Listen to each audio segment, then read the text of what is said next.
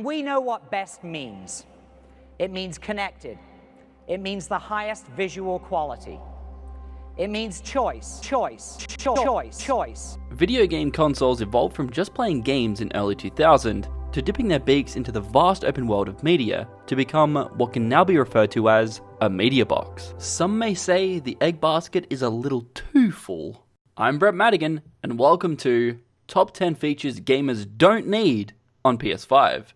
If you want to support me, you can head over to patreon.com/madigan.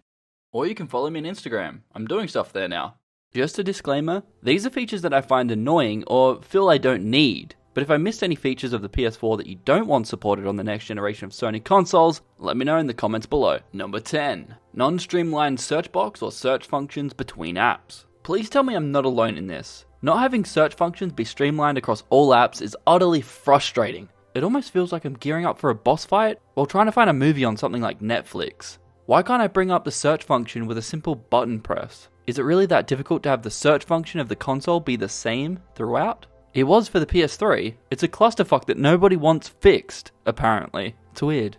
Number 9 is a multi-parter, but 9A, settings. Always on DVR when playing games. It's wonderful being able to use an inbuilt DVR or digital video recorder, but is it necessary to have it running anytime I play a game? Surely this would be utilizing system resources that could easily be reserved for running, games? Am I missing something here? Not sure if it's using its own subset of memory or CPU or whatever, but it's still annoying. This is more of a subset issue of 9A, but here we go. I'd never used the DVR function intentionally, but it seems to only capture 720p footage. I assume at 30 FPS. It's a neat thing to have, but it's not essential. If it's there, why not allow me to change how it's saved, i.e. bitrate, resolution, or save to external hard drive? It would definitely make recording gameplay sessions much easier. It reminds me of the highlights option in NVIDIA Shadowplay, but I can't switch it off. 9B, options that should be under About. Don't think we need safety options at the top of the settings tab. More of an about thing, in my opinion. This one was more about clustering the UI with no real benefit. 9C, can't copy save data from system storage without heading to Application Save Data Management. Now, I've always felt stumped by this ever since I got my PS4, and still has me questioning the logic behind it. Why have a dedicated menu option for copying save data? There's already a system storage option with saves in clear view. Why is the option to copy saves removed here? It literally shows you the same thing. Reminds me of something like the XMB on PS3, which had a section for each media form it supported, but at least I could see what was saved much easier, At least it felt like it was quicker to save data from PS3 to a USB than it is on the PS4. It almost seems intentionally counterintuitive on the PS4, not sure why. Number 8. Fake installing games to the hard drive. It's clear that Sony want to be all fancy like Xbox and be able to install their games to the hard drive. If you're going to do it, then actually install it. Sorry, but there's no way a 40 gig game on a Blu-ray disc can be transferred to a standard laptop hard drive in under 30 seconds. What black magic voodoo shit are you doing, Sony? Actually install the game, or give me my hard drive space back. Sony, it's fine if you want to use the hard drive to cache game files, just don't pretend to install the entire game. Or if you're gonna fake it, at least give us the option to install the entire game, like Xbox used to. How hard's that? Number 7. Always in standby mode, with no switch off button. I might be alone on this one, but does anyone else miss the power switch that was on the original fat PS3 consoles? My main reason I want to see this have a comeback is that the PS4 off time is way too long. One drawback to this though, is if I hold down the power button to force a shutdown and turn it back on again, the console tells me that there might be an issue with the file system. No, Sony, it was just a hard shutdown. Don't get too alarmed. PC users have been doing this shit for decades and nothing has been outright deleted. If that's happening, might want to reevaluate your own OS. Just a thought. Number 6. Stability is horrible when loading the PlayStation Store. By now, you're probably aware that Sony updates the system's stability. I mean, a lot. These days it seems that's all they do. What happened to proper patch notes or update notes? If you fix an exploit, let us know about it. Oh wait, they don't want the jailbreak community to know. Shh. Jokes aside, the usability of the system user experience seems to just get worse. Keep in mind, I have an OG PS4, so that might be part of the problem, but even still, using the PlayStation Store can be a disaster. From slow or clunky, to not even loading images correctly. Remember when the store loaded faster than you can say, "Who farted?" Yeah, early launch PS3 era. Ever since they swapped out the layout with a more graphical one, it's performed like garbage. I have noticed that if it loads slowly, back out and try again. But on a PS4, this shouldn't be happening at all. Number 5. 1080p remote play locked out of the OG PS4. When remote play became an option on PC in 2015, you could only stream in 720p, 30fps, to a device. However, with the release of the PS4 Pro, Sony unlocked the magic of 1080p, but with a big but. This feature was only available on the PS4 Pro and not supported by the PS4 Slim or original PS4. Sony. It comes down to a bandwidth limit, not a computational limit of the non-PS4 Pro. Just enable it, damn it. I've had many issues with both the design and functionality of the DualShock 4 controller, so I'm going to bundle the main offenders for number 4. So the new controller truly is a really amazing piece of kit because it has a lot of simple inputs, but when we combine them together, it becomes really, really rich. Number 4A. Controller, terrible battery life. For a controller that costs about 100 AED, or on a good day can be cheaper, there's a few things that I'd expect. Considering the battery life is a little over double that of the original PS3 6-axis controller, which was 300 mAh, or the DualShock 3, which was 500 mAh, this means I expect the DualShock 4 controller to last about the same or longer than the DualShock 3, which isn't the case. The added features on the DualShock 4 controller outweigh the doubling of capacity at 1000 mAh. Next time you want to add extra features, consider how long the controller lasts on a single charge compared to the previous model. Many consumers have reported the DualShock 4 controller having way worse battery life than the DualShock 3, largely due to the extra secret sauce features Sony thought would be fun to throw in a controller. 4B. Unable to turn off the light bar function on the DualShock 4 controller. This comes back to wasted battery. I personally find it absolutely absurd that Sony have not allowed consumers to disable the light bar on the DualShock 4. Wasted battery aside, only a handful of games really utilize it effectively, and if you have an original controller, you can't even see the fanciness happening anyway, so it's kinda pointless. I.e., color of the bar changing based on the player's health, which is neat at first, but it's more of a gimmick than a required game feature. We must take risks to reap the rewards. And we're not about cutting corners to rush a product to market, and we're certainly not interested in gimmicks, clever rhetoric, or conventional thinking.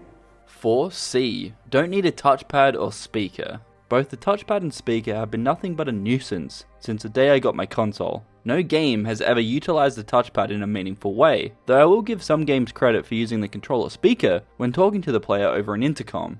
That way I don't have to hear them nagging me through the TV or my headphone speakers. You can also turn the speaker volume down as well, so that's pretty good.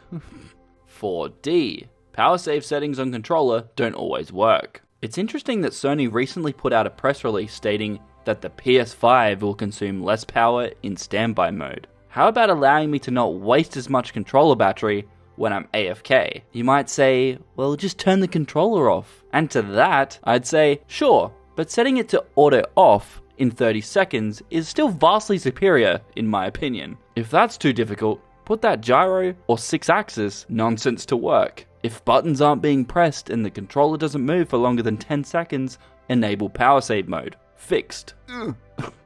4E. Peripheral desync sometimes that require a system restart. I guess it's hard to update a controller's firmware when there's no physical way to update it. Maybe with some software manipulation, or how the way the PS4 interacts with the controller could have been something worth looking into for people who struggle with this issue. I've experienced this phenomenon a few times, but usually occurring when the controller gets close to or at 0%. When it's desynced, it still won't connect to the PS4 until I power cycle with the controller connected. It's super bizarre. 4F. The DualShock 4 controller triggers are way too sensitive. The media app is by far the worst offender. Whose bright idea was it to have fast forward and rewind on the triggers? When you put the controller down, all it wants to do is skip half the movie. Ugh! Please stop that. It's much more user friendly to have fast forward or rewind bound to the directional pad or thumbsticks. Or, hold down L1 or R1 for fast forward and rewind, and press for skip.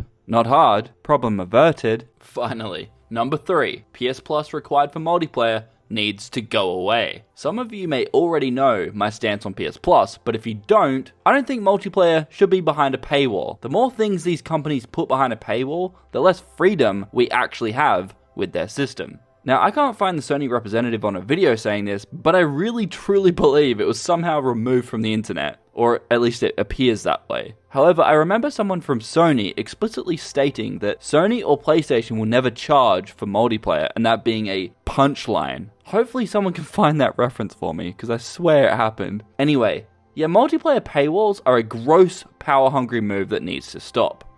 Here's some numbers for you. Not entirely updated numbers, but as of 2018, Sony had 80 million PSN users, with 34.2 million of those having active PS Plus subscriptions. That sounds great, but when you compare that to the PS Network users from 2010, which Sony stated 50 million registered user accounts at E3 of 2010, considering that each and every one of these accounts was connected with free PlayStation Network access, including multiplayer, via PS2, PS3, and PSP. The numbers are a bit behind. Still amazing, don't get me wrong. The reason there's not 80 million users on PS Plus is because it's an unwarranted paywall. There's been a swift decline in the amount of active PS Plus subscribers, most likely due to players being fed up with the free game selection or not providing them with good enough value. That's my stance on PS Plus and why I rarely support it. Do you remember when Sony allowed users to keep games, even when they weren't subscribed back on the PS3? Yeah, those days were quickly over, with a requirement to stay subscribed in order to keep access to those free games. A continued incentive for players would be to be able to keep or play those games, regardless of PS Plus subscriber status. But alrighty then. There's also still people making excuses for multiplayer subscription fees, like Sony need to pay for multiplayer servers. No, they don't! The developer and publishers pay for those servers. Sony does not, unless they're an exclusive game. But even still, the publishers or developers pay for those servers, not Sony. Even if Sony is like the publisher, it's not Sony, it's like Sony Interactive Entertainment or some shit. Games like Battlefield on console, at least on PS3, not sure about PS4, but that multiplayer was run and still is by the community, paying for their own servers, even on PC. Now, I do have to jump in here. Yes, PlayStation Plus has other benefits, but if they want me as a consumer to believe that that service is worth it, not only do they have to add free games that I want to play, but they also have to add things or benefits that I actually want. And a lot of what they provide besides multiplayer is useless or I don't care about. A lot of these free games are garbage, but what else do they provide? Oh, cloud save data. Yeah, Steam does that for free. Just saying, you know? Like, get with the times, Sony and Microsoft. This is bullshit. It needs to stop. Another argument here is that PC gaming is free and will always be. What's the argument with console? I'll let you guys decide. It's utterly pathetic. Number 2. The incredibly loud fan that nobody asked for. Houston, we have liftoff. Now, I thought the fan of my 60GB PS3 was bad, but I argue that the PS4's is probably by far the world's worst fan. Not only is it loud, but if you start the console with a disc in the drive, it will try to anticipate you starting the game, which means the fan speed will ramp up. Basically, it has a mind of its own and really needs to stop misbehaving. Number 1. No XMB UI or a simplistic version of the PS4 UI. Oh, the XMB.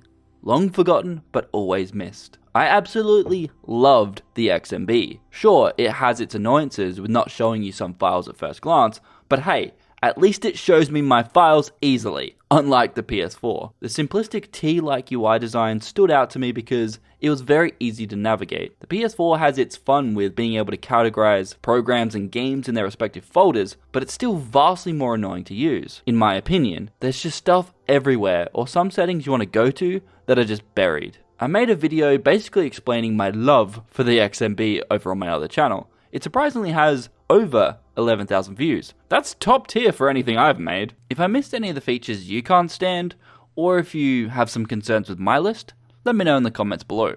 I'm Brett Madigan, and I'll see you in the next one.